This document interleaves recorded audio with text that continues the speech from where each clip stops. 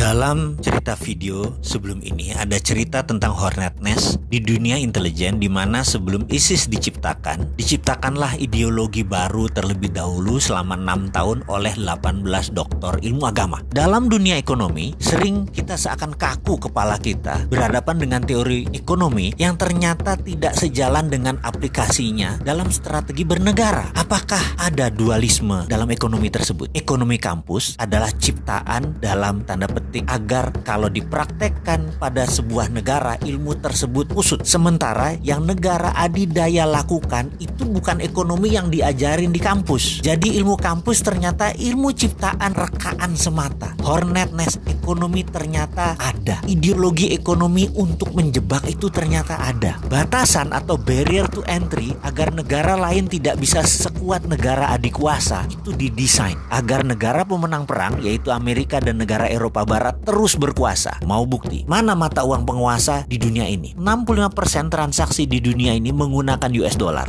20% menggunakan euro, yen 4,7%, yuan Cina hanya 1,9% nilai transaksinya. Walaupun Cina menguasai mayoritas perdagangan sampai 50 atau 60% perdagangan dunia, dolar tetap underlying transaksi mereka. Memang mau Indonesia misalnya CPO-nya dibeli oleh Cina, Cina bayar pakai yuan. Terus yuannya tadi buat apa? Kita mau beli mesin misalnya untuk pabrik, mesinnya dari Jepang. Apa Jepang mau terima yuan? Nggak mau lah. Jepang mintanya dolar buat devisa mereka. Kok bisa begitu sih? Ini kesepakatan atas dasar suka sama suka atau atas dasar saya penguasa dunia, Anda harus manut dengan saya. Baik, kita akan bicara tentang currency warfare di sesi lain. Sekarang kita kembali ke topik. Misalnya lagi, dunia perbankan yang saat ini dianggap kunci sukses ekonomi, sehingga bank dicitrakan adalah penting untuk membangun ekonomi itu hanya bank. Padahal banking atau perbankan benar, tapi bank tidak. Bukan jadi kunci, banking yang jadi kunci, bukan bank. Tetapi karena sudah ada doktrin di banyak otak para pejabat dan akademisi bahwa banklah yang terpenting, jadi bank harus dilindungi. Padahal bank itu didesain untuk orang kaya saja. Ini by design agar memang kekayaan menumpuk di komunitas 3%. Bank bukan buat semua orang, dan itu sudah masuk di kepala kaum bankers di bawah sadarnya. Padahal bankers itu pelayan kaum kapitalis, bukan pelayan rakyat. Mau bukti? Maaf ya, kalau sudah bicara tentang banking, si Sontoloyo ini tegangan tinggi. Karena apa? Nyerempet riba, pasti tegangan tinggi. Kita lanjut. Misalnya dengan ada namanya asset based loan atau pinjaman berbasis aset. Itu hanya komunitas 3% saja yang bisa pinjam bank, karena punya kolateral, punya jaminan. Coba yang lain nggak punya kolateral, jadi bisa apa? Atau kita ambil contoh lagi deh. Ini cara ngitung yang aneh bin ajaib. Kita ada kolateral, kita mau beli rumah, kita ambil KPR. Kredit ini dihitungnya caranya aneh bin ajaib karena untuk menguntungkan bank. Kita tahu pada saat kita menyicil tuh ada cicilan pokok, ada bayar bunga. Dan itu lucunya bukan pakai proporsional yang sama. Misalnya kita bayar 2 juta setiap bulan. Di awal-awal cicilan, lucu, yang 1,5 juta buat bayar bunga, yang pokoknya hanya 500 ribu. Nanti kalau sudah tahun ke-15 sudah mau lunas, dibalik 2 juta tadi, yang 1,5 buat pokok, yang 500 ribu baru bayar bunganya. Bunganya mengecil. Itu mereka ngambil bunga di depan. Itu rentenir banget. Ini gila dunia perbankan ini. Dan herannya itu dilindungi oleh pemerintah lagi. Hebat bener dah. Kesimpulannya, bank itu menyedot dana orang kebanyakan, namun pembiayaannya hanya untuk orang kaya. Bagi saya, kalau ini didiamkan, ini namanya kita orang bodoh. Kapan kita bisa berdiri di atas kaki sendiri kalau kayak gini? Harusnya ada project based loan, pinjaman berbasis proyek. Tidak harus aset. Selama ada revenue, selama ada omset, selama ada profit, boleh dibiayai. Dunia perbankan harusnya dibuka lebar-lebar. Bukan dunia bank ya. Dunia perbankan harusnya dibuka lebar-lebar. Sehingga banking bisa dilakukan oleh non-bank. Banking 5.0 itu bukan oleh bank lagi yang mengerjakan. OVO, GoPay,